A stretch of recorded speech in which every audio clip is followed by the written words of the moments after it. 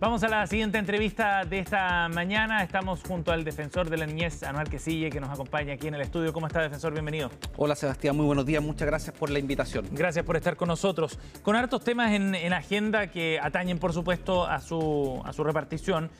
Nos queríamos enfocar en particular, defensor, en la situación que se está viviendo en los colegios a nivel escolar, con hechos de violencia gravísimos, el más importante y el más grave de todos, el que ocurrió en Calama, con la muerte de una inspectora.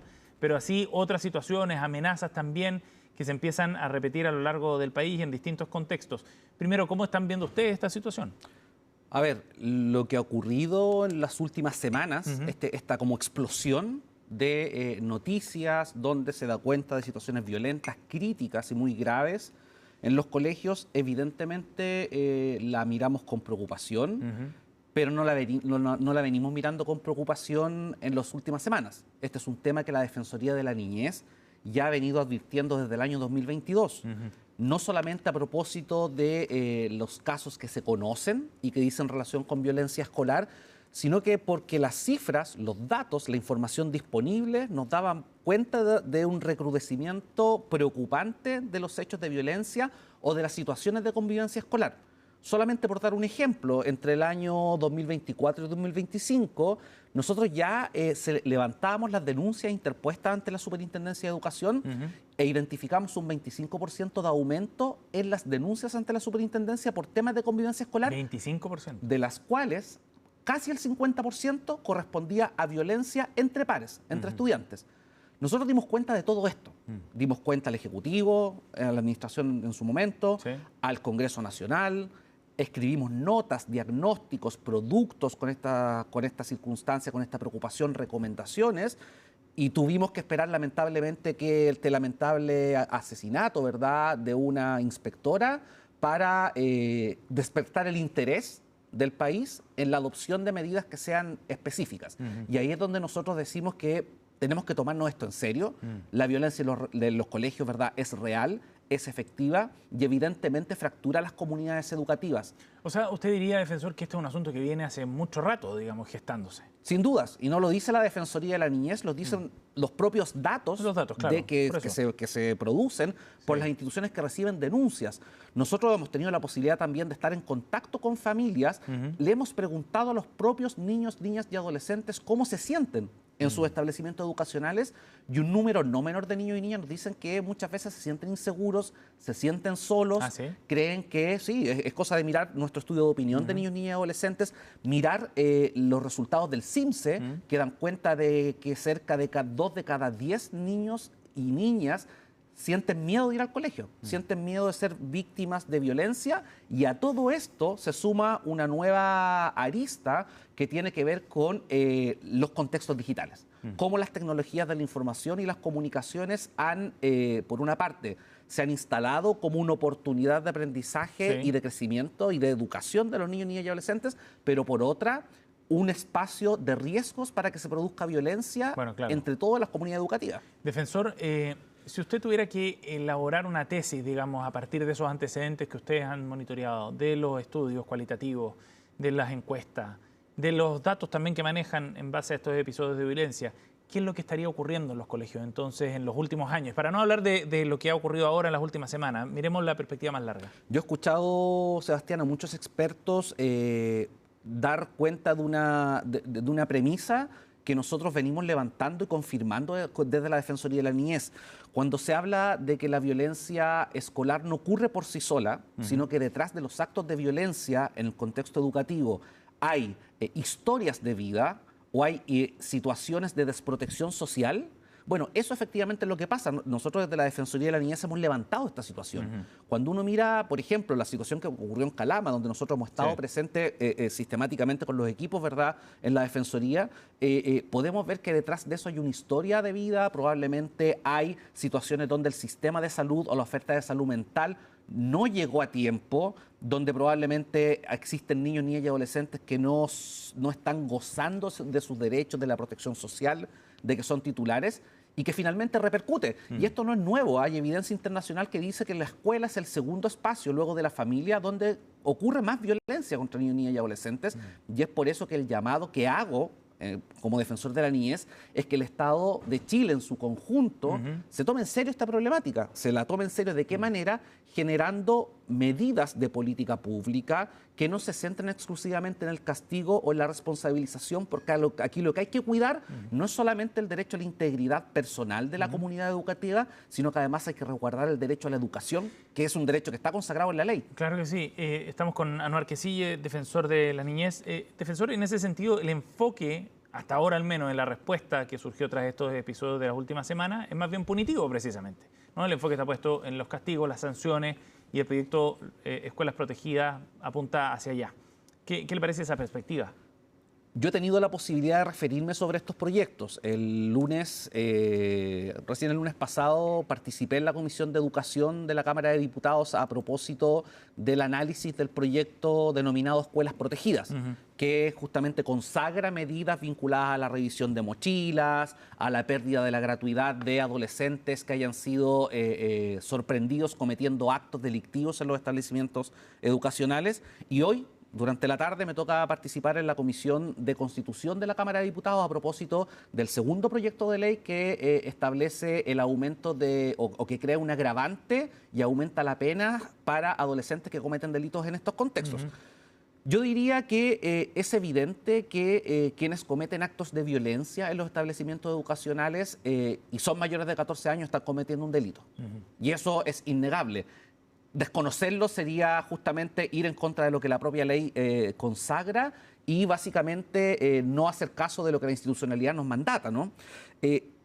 Pero enfocar exclusivamente la lógica de la protección de la comunidad educativa en lo punitivo, en el castigo, es pasar de una lógica de la seguridad ciudadana a una lógica que tiene un efecto, pero no es un efecto que diga relación con disminuir los casos. Acá tenemos evidencia de sobra que nos dice que los aumentos de penas o las medidas de política pública que se centran exclusivamente en el castigo, en lo punitivo, no tienen un efecto de mejorar la convivencia educativa, sino que simplemente pueden tener un efecto muy particular. Yo estaba viendo los resultados de la última Academ, que donde estas medidas encuentran amplio respaldo ciudadano como una medida de política efectividad, pero minoritariamente las personas consideran de que va a tener un efecto real en disminuir la violencia. Y eso es evidentemente consistente con lo que la evidencia nos muestra. Nosotros como Defensoría de la Niñez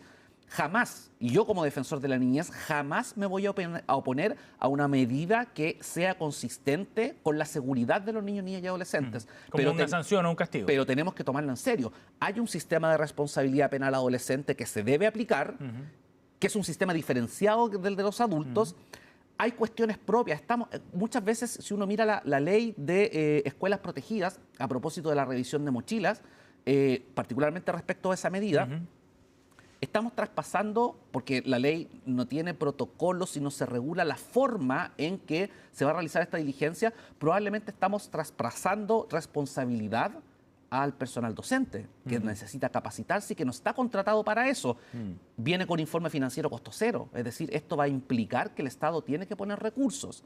Por otra parte, hace un par de semanas se promulgó la Ley de Convivencia Educativa, una ley de amplia discusión legislativa y que creemos que va por el camino correcto, porque crea mecanismos para construir políticas de prevención de la violencia, crea una instancia que se preocupa de monitorear el estado socioemocional de los niños, niñas y adolescentes, y además también considera la medida y faculta a los establecimientos educacionales a utilizar medios tecnológicos como, por ejemplo, detectores de metales o paletas, ¿verdad?, para justamente identificar objetos desconocidos. Nosotros fuimos críticos de los detectores, pero creemos que si es una ley vigente, no podemos llamar a no cumplirla, No, por supuesto. pero lo que hemos dicho, y yo hablé con la ministra de Educación, es que si los colegios deciden instalar detectores de metales, el Estado los debe acompañar porque eso no es barato y además eso debe ser parte de una batería de instrumentos de convivencia escolar. Y eso me lleva a lo que usted mencionaba antes sobre la revisión de mochilas, por ejemplo. Estas dos medidas,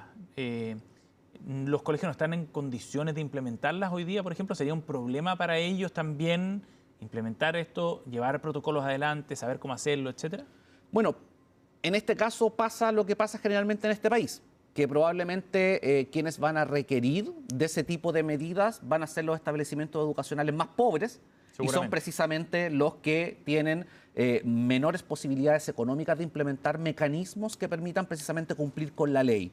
El propio proyecto de ley dispone que se debe generar un protocolo en el reglamento interno. La pregunta práctica es, ¿quién va a escribir ese protocolo? ¿Quién va a acreditar que ese protocolo sea consistente con los estándares internacionales o con la propia ley? ¿Quién va a ejecutar la medida de revisión de mochilas? Yo el otro día estaba mirando el tiempo que precisamente se toma en formación para las fuerzas de orden y seguridad, para Carabineros de Chile, para la Policía de Investigaciones, e incluso el tiempo que toma la formación de las empresas de seguridad privada para poder realizar este tipo de diligencias intrusivas, y no es poco. Y en este caso no hay nada de eso definido en el contenido del proyecto de ley, por eso creemos que tiene problemas y no podemos traspasar esta carga, porque además también los docentes, los paradocentes, los auxiliares no están precisamente contratados para realizar labores precisamente de supervigilancia. Sí, ¿no? claro. ¿Y puede generar más conflictividad al final? Por las tensiones que tiene un proceso de ese tipo, digamos, llega un alumno que se niega a pasar por un detector de metales, que se niega que le revise la mochila, etcétera, eso puede generar tensiones también. Hay dos situaciones. En el caso del detector de metal, que fue una discusión muy larga en el Congreso y que está aprobado, es una ley, la Ley de Convivencia Educativa, nosotros manifestábamos en la discusión legislativa que esa medida por sí sola no era suficiente porque vulneraba derechos, el derecho a la intimidad, el derecho a la educación, y finalmente la norma fue aprobada y por lo tanto lo que hemos dicho es que hay que, y quedó muy regulado, ¿no? Esto tiene que pasar por una decisión que tiene que visar el Ministerio de Seguridad, tiene que construirse un protocolo que a su vez lo aprueba el Ministerio de Seguridad y luego implementarse y costearse por lo demás, ¿no? Pero en el caso de la revisión de mochilas, no hay claridad respecto de cómo se va a realizar esa instancia. El Congreso ha decidido ponerle discusión inmediata a este proyecto de ley. Es decir, debería aprobarse hasta total despacho el jueves, mañana. Y creo que si queremos legislar de manera seria con esto y compatibilizarlo, el derecho a la seguridad con el derecho a la educación, debemos tomarnos el tiempo de poder precisamente hacer un análisis respecto de cuáles son las implicancias, porque efecto disuasivo no va a tener, por lo que tú decías, Sebastián. ¿Qué pasa? ¿Qué hace un profesor, un paradocente, que identifica que un alumno tiene un elemento prohibido? Claro. Llama a Carabineros, llama a la PDI, da cuenta. ¿Cuál es el impacto que tiene en la comunidad educativa que un adolescente sea justamente sorprendido portando un elemento prohibido? En esos casos, cuando un adolescente tiene un arma, es un delito, que es porte ilegal de arma, que está en el Código Penal y el adolescente debe responder penalmente, pero el protocolo y el procedimiento para hacer valer dicha responsabilidad es precisamente lo que tiene que quedar muy claro en el proyecto de ley. Defensor, estamos con Anuar Quisilla, defensor de la niñez aquí en CNN Chile Radio. Es decir, estas medidas que van por esta vía de la sanción, del castigo y ciertas medidas preventivas también, no resuelven el problema de fondo. Cuando uno quiere resolver este problema, y lamentablemente uno tiene que pensar en el largo plazo, yo sé y estamos muy conscientes de que la comunidad educativa y el mundo político quiere respuestas ahora, quiere respuestas urgentes, que por cierto hay que dar. Pero quiero ser muy claro en señalar que el marco legal vigente entrega herramientas para responder efectivamente respecto a este tipo de situaciones. El Código Penal, la Ley de Responsabilidad Penal Adolescente, las propias normativas internas de los colegios tienen esas herramientas, más la Ley de Convivencia Escolar.